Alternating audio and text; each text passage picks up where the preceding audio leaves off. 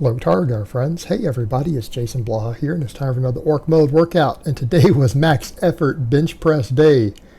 I pushed it all the way to a limit, and I'm going to do that every now and then on the benching. And it's because mainly I want to work harder on my benching, and so I'm occasionally going to miss a rep. I'm going to sometimes go for a max that I can't quite get.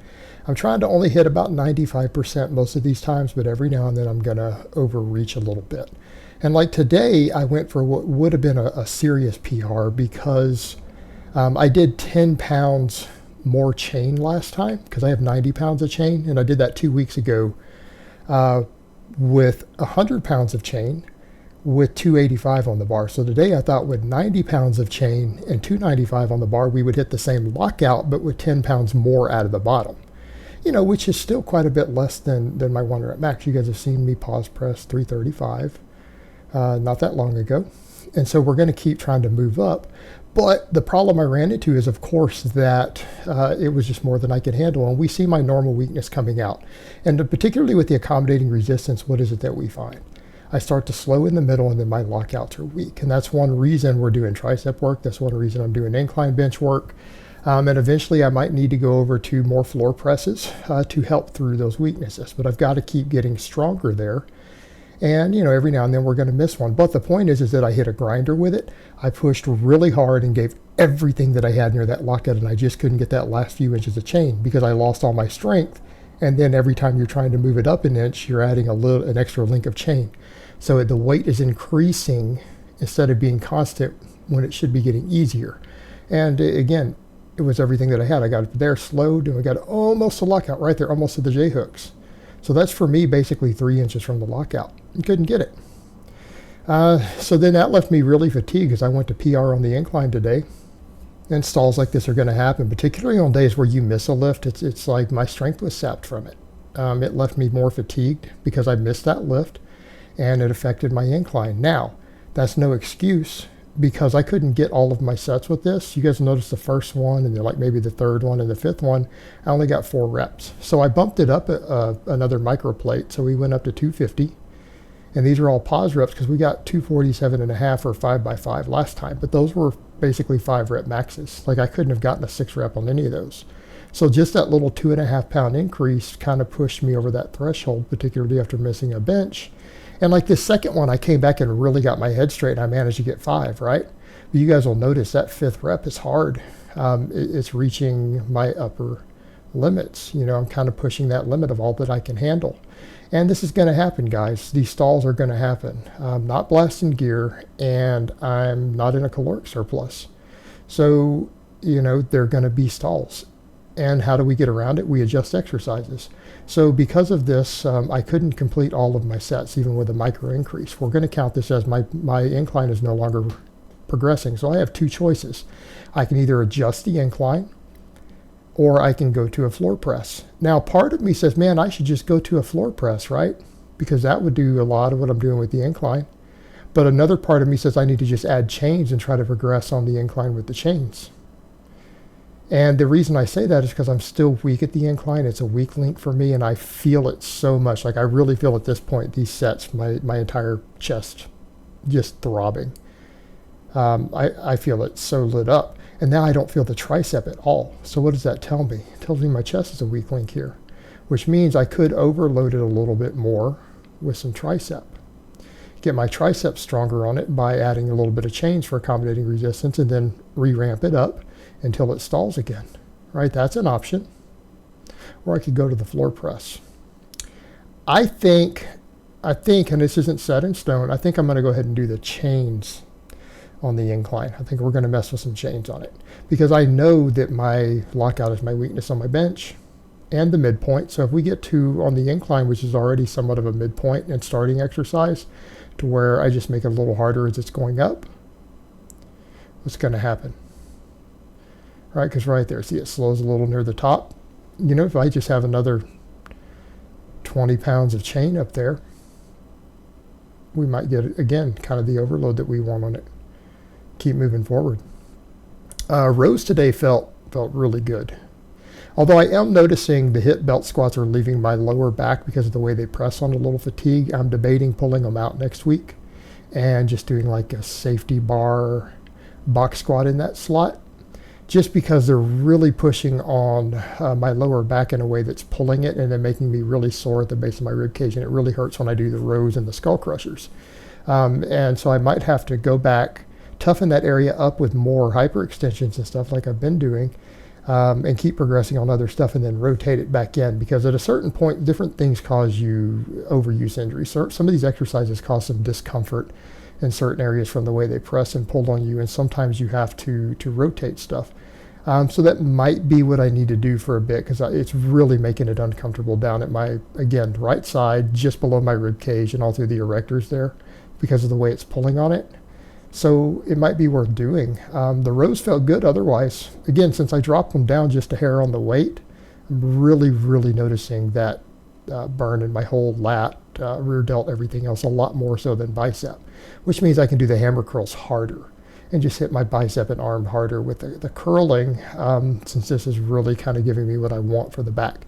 And we have to remember, if my biceps were a bit of a weak link on this, and they've always been on my rows, then as they get stronger, I'll get stronger at these. But this is the only exercise I've ever actually felt in my lats, even though I'm technically doing it for upper back. I've never felt any other exercise in my lats. Even though I have big lats, I don't feel pull-ups or chin-ups or rows in my lats. Occasionally a deadlift. But this is the first variation that I've noticed that in. So maybe we'll get some additional growth in the right places.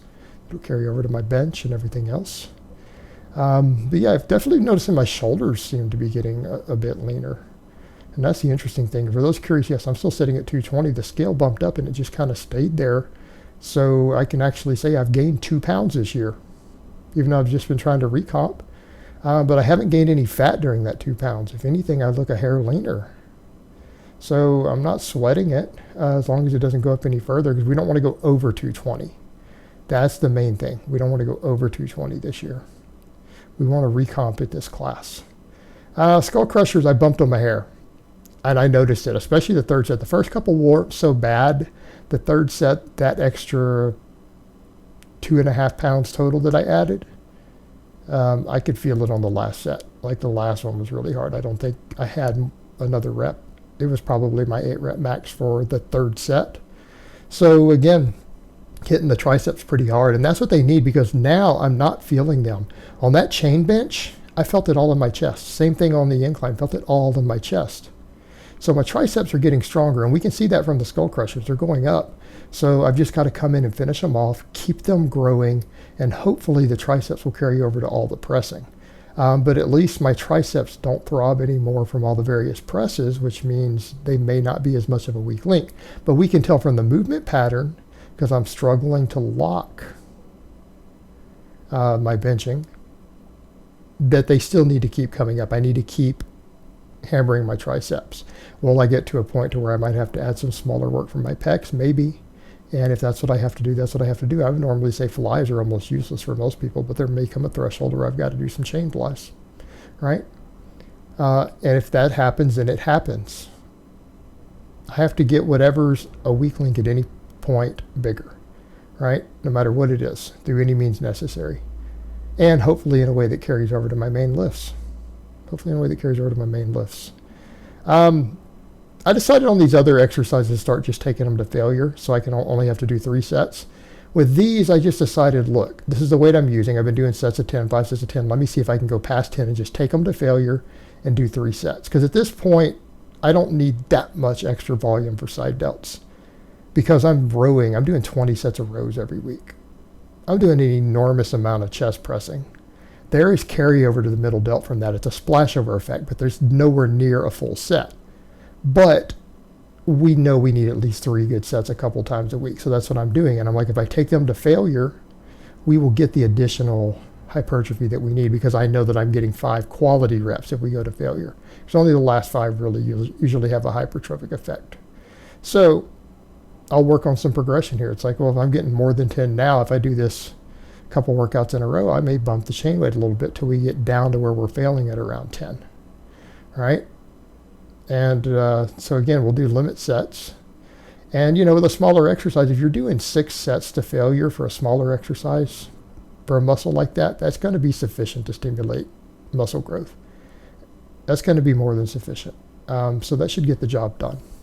So that's what I'm going to do for now, because I had been doing all the tons of five sets of 10, but it just feels like at a certain point it's just a time waster. And again, the limit sets are going to give me just as much growth stimulus, because it's not just about volume. People mistake volume with quality reps. It's not the fact that a bunch of volume itself causes growth. It's because you're doing more sets that are getting close to failure that you're getting more actual training reps. We can get the same thing just by doing, 3 sets to failure instead of 5 sets that are sub-maximal, right? We get similar training effect, but without a bunch of junk volume, because we've got to beware of junk volume at this point. I've got to stimulate maximum growth in these muscles with good tension and still be able to recover from it without a calorie surplus. Then we did the chain curl, same thing. I decided to take these 3 to failure because I was doing sets of 8 with this weight. I increased to it, but I noticed I got like 10 or 11 on this first set. Then I got like 10. Then I think I got 10 again. So again, getting up to a point where I might need to bump the weight up shortly on these. All right, might need to bump the weight shortly. And some people have asked, why are you putting your foot forward? So that I can lean forward some, because I need to be able to extend at the bottom. We'll still have some tension on the bicep because of the handles. And then obviously I'm having a little bit of shoulder movement so that we get the complete use of the bicep. So it's an overall total arm exercise, not just bicep, because it's a little less efficient, but it's still adding to my cumulative bicep volume for the week with all the rowing. And it doesn't aggravate my tendon the way supine stuff does. I probably need to make a video on that also, explaining that I don't even know if that's a good idea for people to do supinated stuff as you get older. So I hope it has been informative, and I will talk to you guys next time.